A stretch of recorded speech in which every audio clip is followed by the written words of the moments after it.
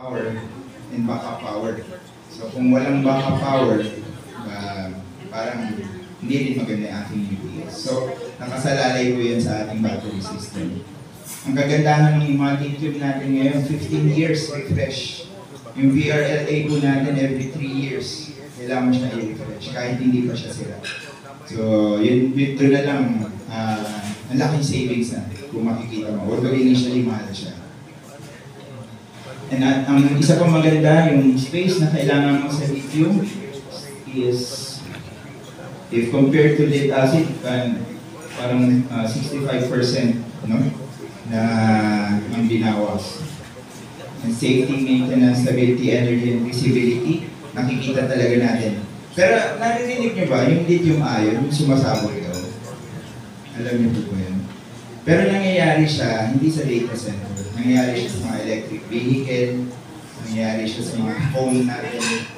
Ang dahilan po nun, yung mga maliliit na yun, wala naman silang battery management system para i-cut off pag nag-overcharge. Yung mga ano natin ginagamit sa data center na UPS, meron siyang battery management system. Pag nag-overcharge, ika-cut off niya yun. So, na-prevent yung mga pagsabog due to overcharge. So yun yung difference. Kaya safe na safe po yung mga lithium-ion batteries sa mga UPS application. Okay, pros and cons. Siyempre mahal po ang lithium. Pero ito yung mga advantage naman niya. Sa TCO, mura siya because of the operational expenses. Then yung refresh niya every 15 years. Yan. So hindi ko na isa-isahin. Anong gusto nyo sabihin dito? So, yun yung tanong ni Sir. Sino ba yung ni Sir Mark kanina? Sino ba yung pinaka-efficient na lithium-ion battery? Tama kayo, Sir? Hindi lahat yun. Sinasabi nila, efficient sila pero hindi naman sila lahat pare-pareho. So wala tayong pinipili pero may mga tinetest po kami ng mga lithium-ion batteries para sa UPS namin. So ang na-test na namin yung lithium iron phosphate, lithium L, yung NMC, nickel magnesium, nickel, I forgot. NMC siya, NMC. Cadmium daw, cadmium. Cadmium. Cadmium. Cadmium.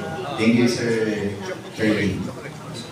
So, ito naman, ito yung binabanggit ko na kanina, na ba't nagka-catch ng fire because yung maliliit natin na batteries, wala naman siyang battery management system. Yan. So, yung mga consumer niya yan yung delikado na ma-overcharge. Okay, ayan, yung mga different, lithium-ion chemistries. May nickel-cadmium, LTO, LFP, LMO. Si Tesla pala nandun. NCA yung ginagamit niya. Ayun, nickel, manganese, cobalt, yung NMC. Yung isa sa tested sa amin. Picking the right chemistry for application. I'll leave this up for your reference. And ito yung mga na-test na gamit na namin sa aming battery, sa aming UPS, and LFP, NMC. Flywheel, familiar kayo sa flywheel? Hindi na ginagamit, no? Yung flywheel.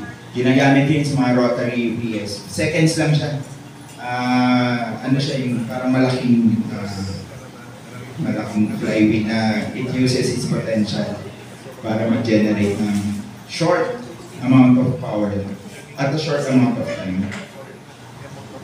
Ito yung nickel zinc.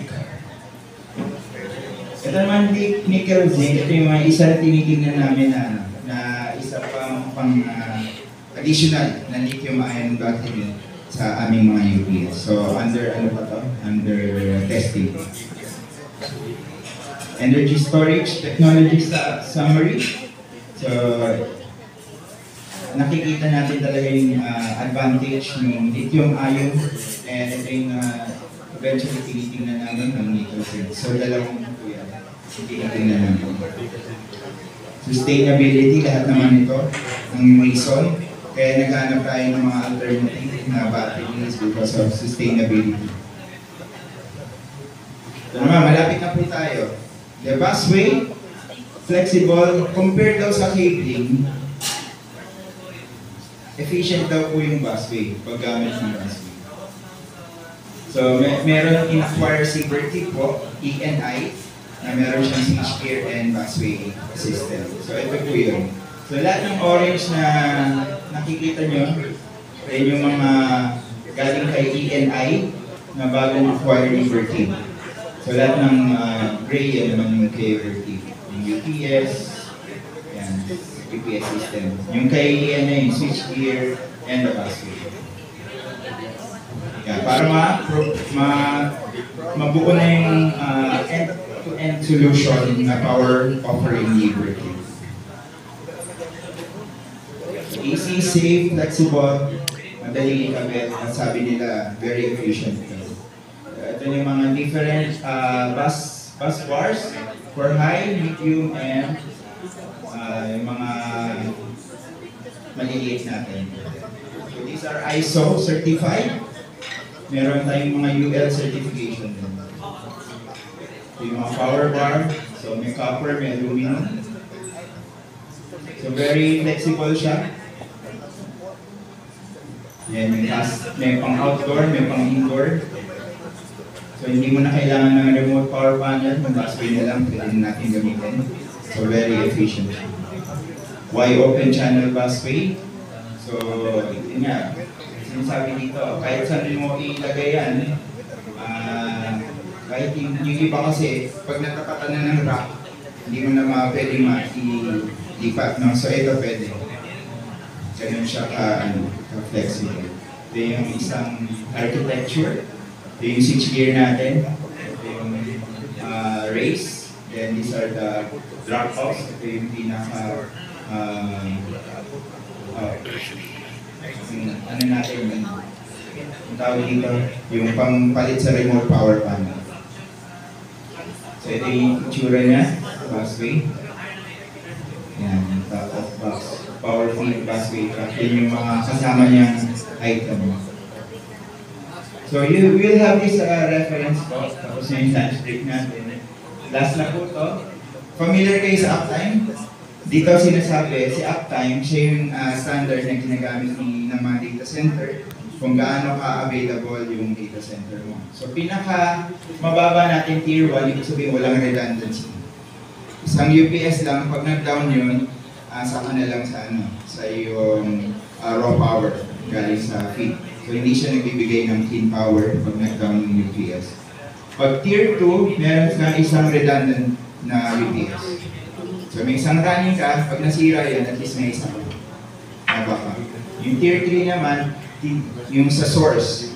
Kasi ito yung sa load, may dalawang UPS ka. Yung sa source na pinagkukunan ng UPS, may source 1 ka, ibang substation, may backup source ka, pwede ibang station or generator. Yung pinaka-high na availability natin yung tier 4. Mirror image. Separate source, separate grid. Yung sa source natin. So pag nawala si Luzon grid, pwede mag-supply si Mindanao grid. So yun yung tier 4. Sa ngayon po sa Philippines, wala pa tayong tier 4. Pinakamataas natin tier 3. Kasi wala tayong grid na nagsusupply sa isang lugar. Walang dalawang grid na separate grid na nagsusupply, or substation nagsusupply sa isang lugar. So ito yung different architecture, another webinar. Ito yung sinasabi nila na hindi mo kailangan ng back yung N, yung tier 4, kasi meron kang tinatawag na reserve architecture. Yung reserve architecture, may isang UPS kapag nag-down ng isa dyan, pwede niyang pamalit. Ang risk lang po nun, yung capacity niya kasi pare-pareho. Kung 100 kilowatt o pati yung reserve mo 100 kilowatt. Pag nag-down yung dalawa, yun yung risk. Kasi hindi niya mapaprovide yung kailangan niya na power sa load. So dito, tinitingnan na yung reserve mas malaki. Mas malaki doon sa, not necessarily equal to the 300, at least 200. Kasi worst scenario, dalawa talaga yung mawawala. Hindi pwedeng dalawa. Then ito yung black redundant, similar architecture. So ito yung different ways para magawa mo yung hindi lang yung N+1, pwede rin yung black redundancy na tinatawag. If you require this kind of design, we would like to sit down with you at your own convenience. Okay, strategies for eliminating stranded capacity. Ito yung pinag-uusapan natin kanina, paano i-increase yung utilization, maiwasan yung stranded capacity. So there are several ways to eliminate yung stranded capacity. Optimize UPS ratings. Sa UPS natin are all modular na. Ibig sabihin lang pag yung dinesign natin over-design, kaya na ng UPS na magkaroon ng ilagay niya sa idle state ng isang power module para medyo tumaas yung utilization. Okay, drive, yung sinasabi dito, drive to 100% utilization. Ngayon, lagi natin sinasabi sa mga data center operators, 80% lang po gamitin nyo, wag 100%. Pero kaya naman ng UPS talaga 100%. Kaya nga niya mag-overfed. Pero limited time lang po. Yung 110% load kaya niya. So yun, the utilization, gamitin natin yung 100% kung yun yung kaya ng UPS natin. Segregate load availability, demands and oversubscribe. So yung dito sinasabi yung mga load natin, huwag natin pagsamahin. Ihiwalay natin yung critical, non-critical, mechanical. Huwag hindi sila magkakasama. Reduce battery run times to only what is needed. Kasi ngayon, talagang dahil sa experience natin, yung mga blackout, tumatagal ng ilang oras. So yung runtime ng battery natin, kahit maganda yung genset natin, gusto natin oras din, 1 hour. Na meron pa humihingi parang 8 hours. Sabi ko, pang telco lang po yun. Kasi telco lang gumagamit ng ganun because of the rectifier system. Pero sa commercial UPS na AC UPS, limited lang po tayo sa 15 minutes sana, 30 minutes maximum, 1 hour pwede siya. Pero huwag sanang ganun din. Ang kaya lang naman i-transfer yan to genset is minutes lang po, di ba? 5 minutes, 3 minutes. So hindi mo kailangan ganun katagal. Increase lock reserve ratios, value engineer using power distribution. So yan po yung mga techniques na ginagamit natin to eliminate stranded capacity. Last na po ito, strategies naman to adapt para ma-lower yung total cost of ownership. Total cost of ownership is CAPEX plus OPEX. So madalas nagde-decide yung mga owner, CAPEX lang po kung sinong mura. Pero mas tingnan natin yung total cost of ownership kasama yung operability niya. So yun, increase, deliver, then optimize natin. Fully utilize natin yung PS, adapt yung LIB kasi yung pinaka nakikita natin na pinakamababang TCO. Value engineer using yung mga busway. Cut the UPS losses by using, ito yung isang way para meron kasing eco mode 99%.